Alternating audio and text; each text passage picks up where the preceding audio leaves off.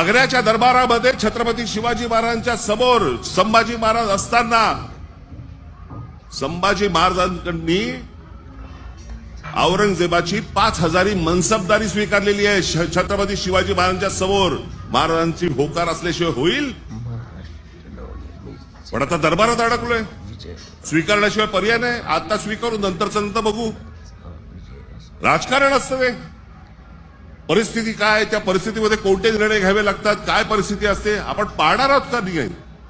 कशा अंगाने इतिहास पाहायचा असतो हे आपण कधी बघणार आहोत की नाही? काही कशाचा कशाला माहिती नाही.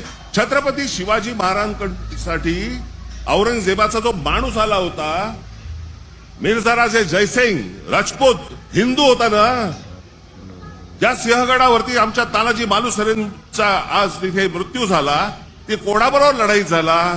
उदयबान राठोड बरोबर ना. राजपूत होता ना, हिंदू होता ना. काय घेऊन बसलोय आपण?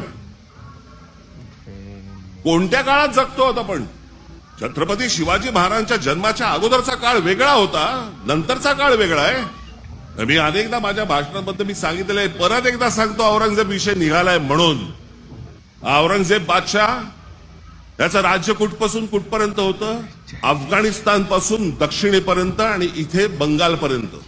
छत्रपती शिवाजी महाराज ज्यावेळेला आग्र्यावरनं निघाले, सुटले, महाराष्ट्र जेव्हा आले, त्याच्यानंतर राज्याभिषेक झाला 74 साली आणि 1680 साली महाराजांचा मृत्यू झाला, निधन झालं त्यांचं.